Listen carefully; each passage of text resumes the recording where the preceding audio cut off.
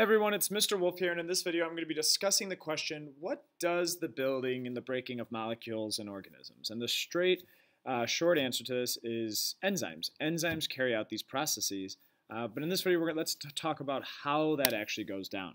So before we talk about enzymes, let's just talk about any type of reaction. So this graph may look complicated, but it's really not too bad. On the x-axis, we have the progress of a reaction. So for any reaction to occur, we could be talking about molecules breaking down or molecules being built. And on the y-axis, we have energy. And you'll notice that in order to get from reactants, our reactants to the products, there's this hump or hill that we have to get over in order for this to happen. So it's almost like we need an input of energy. This input of energy is going to be called our activation energy. It's the amount of energy required to start a chemical reaction. And you'll notice that this black line would just be what would it normally require for a reaction to take place, but then we have this red line.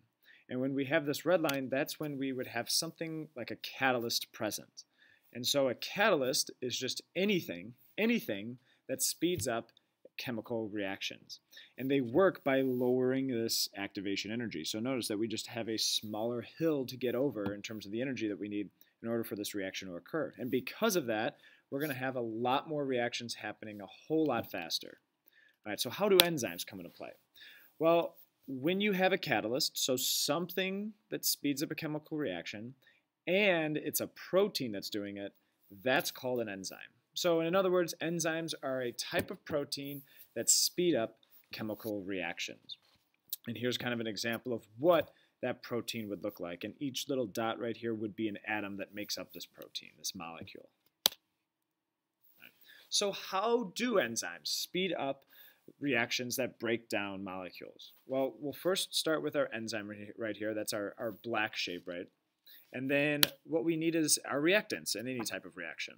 And when we're talking about enzymes, when we say reactants, we might also say substrates. So the word substrate is literally just another word for reactant. So let's say we have this polysaccharide reactant, our polysaccharide substrate, and we also have our enzyme present. What's going to happen is you'll notice that this enzyme has this part of it. This is called the active site, where my polysaccharide could kind of perfectly attach right here. And because of that, my substrate is going to bind to the active site of my enzyme. And once this happens, the enzyme is actually going to change its shape a little bit, and you'll notice that that's going to rip my polysaccharide apart, and it's going to create my products. Now, one important thing to notice here is that after this reaction takes place, my enzyme looks exactly like it did before, which means that it could continue to do the reaction again and again. So you could think of enzymes like the Energizer Bunny. Enzymes can be reused again and again. As long as I have more substrates, this enzyme could continue doing the same exact reaction over and over and over again.